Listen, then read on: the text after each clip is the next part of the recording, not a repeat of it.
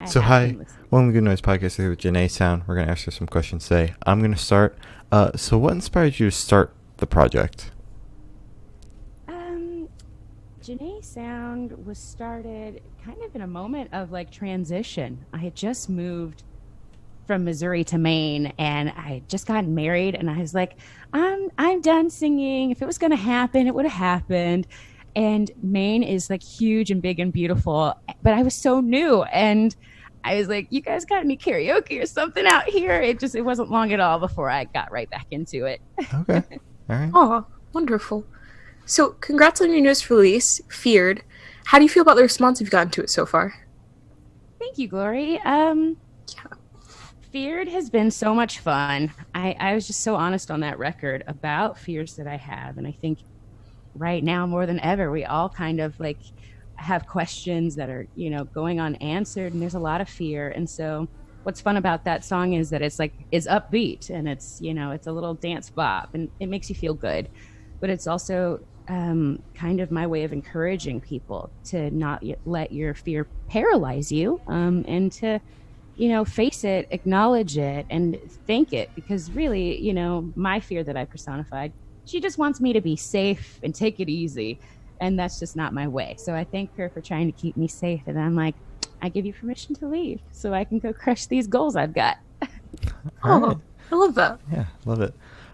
So you've got a couple singles out. Are these leading up to something bigger, or are they just standalone? Yeah, these singles are part of an EP that I've been meaning to release. And I just sort of like the single thing better. I feel Okay. like all of the songs on the EP are more like cousins rather than sisters, if that makes sense. That they're not all telling one story. They're all different styles. Break Me Down, Diamonds, and Feared are they're different genres even. And my goal is to be a songwriter. That's what I love to do.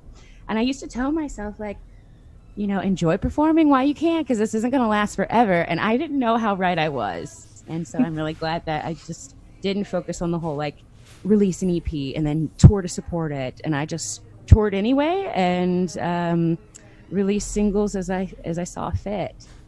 All right. I Okay. love that. So, these singles would not be going into an EP then? You They just were. continue. I wrote, recorded, mixed, mastered this EP and just decided to release singles instead. So yeah, Okay. Okay. that makes sense. It Yeah, probably yeah. doesn't because what I'm doing makes no sense, but I'm having so much fun. As Yeah, long as that's you're all that having fun. matters. Yeah. Exactly. As long as you're enjoying it, like, that's all that matters. So, Thank you. what is your writing process like, and how do you think it's changed since your first ever release? My writing process is two things. I try to write something every day. And Oh, so I give myself a lot of flexibility with that because the idea is to just be consistent. So sometimes that's me sitting down and actually writing something. A lot of the times, though, it's me in the shower singing something or in the car singing, and I'll like record a voice memo. And then I have songwriting sessions. I try to do twice a month with some people that I really love, and we try to make more happen with these tidbits. I've built a team over like the last year or so of, various musicians, an amazing sound engineer, Carlin Daigle, who's out here with me in Maine, and we just kind of we just kind of go for it. So there's that little path where we're trying to be consistent, and then there are times where I'm angry or like intensely happy, and like I feel like the music just comes to me, and I feel more like a conduit rather than the author. But yeah, it's just having fun and doing a little bit of something every day. Okay. okay. You love to see it. How's that changed since the beginning? Yeah. I guess I have a team now. It used to just be me. Okay. Oh, that's wonderful. Yeah. Yeah. So what band's influences do you think you can hear on that newest track? Well, I was trying to do a little Jamaica from Led Zeppelin with that little swing kind of reggae, but I wanted to make it current, right? And Kevin Billingsley helped me produce that, or produce that with me at Halo. He's amazing, and literally, I could just tell him like the vibe that I was going for, and he really sat with me and helped me figure out which instruments kind of brought that to life. So Led Zeppelin for sure. I like Gwen Stefani as well. I feel like it feels weird being like, and you can hear Gwen and Led Zeppelin, because you can't. But that's who I love, and I hope that people can hear some of that in there. Okay, sick. So you recently did a live stream that was organized in 9 days. What was that experience like, and will you be doing any more sometime in the future? Oh, thank you. It was fun. It was a lot of hard work. So I put together a Black showcase to celebrate a holiday known as Juneteenth on June 19th, and it was a benefit for two local organizations that help empower our Portland's Black community. So Indigo Arts Alliance and Black Owned Maine. And so from the day that I was like, hey, State Theater, I would like to do this show, to the day everyone got to watch it, that was 9 days. And so Wow. it was crazy. I produced the show, I curated it. So I picked all the talent and I put the show together, right? So I figured out exactly what that was going to look like. And then I performed in the show. And for my part of the show, I had a socially distanced choir behind me on this LED screen. It was so much fun to put that together, and they joined me on Diamonds. It was just an incredible feat, and so many people were involved, and we raised $10,000, and I was looking like, Jesus Christ. Whoa. Yeah. Wow. We had some sponsors, but they matched the individual donations. Yeah. And so we raised $10,000, and it just got so many views. It was so well received. And every artist I picked was, a person of color and had never played that stage before. And it was incredible. And I'm so blessed to say that we'll be doing that again next year for Juneteenth, and hopefully for many Juneteenths to come. And yeah, I do have a live stream coming up on Friday. I'm performing at Maine State Pavilion Rock Row for their backstage series. And so they picked a couple bands in town, and it's happening every Friday. This Friday's mine, and we're all raising money for local food pantries. And I am supporting Preble Street.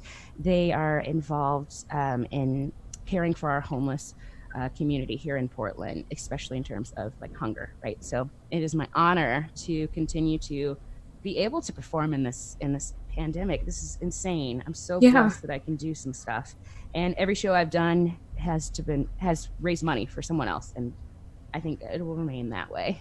That's super cool. Oh, yeah. So where do you see the project in the next 5 years?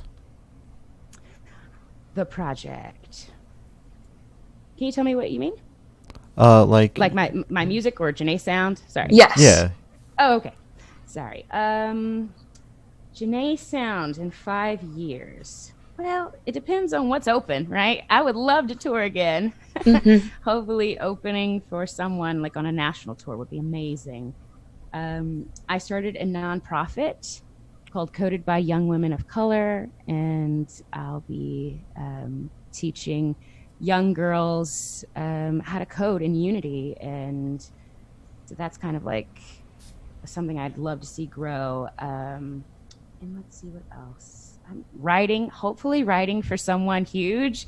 Hopefully you could hear my stuff on the radio, and I don't have to worry about singing it. Yeah. Yeah, that's fair. That's fair. Keep writing. So those are my goals. All right. Wow. Okay. Very cool. Oh. So for the last couple of questions, we're actually going to shift away from music and go straight to death row. So if you're on death row, what would your last meal be with a drink? If I'm on death row, Mm-hmm. I guess I got to clarify this by saying I'm not into corporal punishment. In fact, Juneteenth, I partnered with Adovo to make sure that people who are incarcerated could watch the show as well. So it was made available to incarcerated folks in 150 facilities nationwide. That's so And cool. my heart breaks for those in chains. So what would I eat on death row? And I don't know. Let's change it to deathbed. I would definitely want some donuts on my way out, and what would I drink? I would drink some tequila. I know those don't sound good together, but those are my faves. And if I only have a few minutes left to chomp and slurp something, that's what I'm doing. All right. Solid. Yeah, I respect it though. Interesting. So if you could live in one fictional world for a week, where would you live? Oh my gosh. Okay, just one? Okay, hold on. Just one. Okay. Oh no. Okay. Well, I want to go to Hogwarts, but like I also like want to like be a part of Daenerys' team. Okay, that's fair. That's fair. Oh my gosh, you guys. There's so many worlds that are better than this one. Okay. I will say I wish very much that I was studying at Hogwarts and I want to be a Slytherin, so. Okay, I was gonna ask what house you were in, but Slytherin. Okay, that's fair. That's fair. Slytherin. I need that parcel tongue, right? Exactly. So, How about y'all? oh, I'm a Hufflepuff. Ooh, yes. Yeah, I'm a Hufflepuff, but I have a Gryffindor banner for some reason, so I think I'm a little conflicted. But it's okay. It'll be fine. Can I take a pass on this one? I have not read enough of Harry Potter or taken any of those tests, so. He's Okay, a well, then Gryffindor. what world do you want to be in, mister? Well, I'm like secretly 12, so diary won't be kid. So that'd be cool. Not gonna lie. Nice. Nice. Cool. So I have the honor of asking the last question, and every single person that we have spoken to has said it's the most important question. What's your favorite color? Purple. Oh my gosh, it is Solid. the most important question. Thank you. It is! I love me some purple. And you know what? I like all the shades. Like I'm not like it has to be lavender or it has to be like, you know, Barney purple. I loves it all. How about y'all? Yellow. Oh, okay. Like I go for one of the brightest colors. You're like, black. Black. Nice. Nice. Yeah. So as Glory said, that's all the questions we have today. Is there anything you'd like to plug? That I'd like to plug. Yeah, check me out on Spotify, Play Feared. Watch me in the time to come for Sidewalk as me and some amazing educators teach young women of color how to code and see what we do with all this AR, VR tech. And of course, please check out my live stream this Friday at 8 p.m. online on Facebook, Main State Pavilion backstage at Rock Row. And donate what you can because we'll be donating to Preble Street here in Portland, Maine. All right, that's super cool. Wonderful. Yeah. Thank you both so much. Yeah. What fun. Thank you for sitting down with us. This has been JanaeSound, and we're the Good Noise Podcast.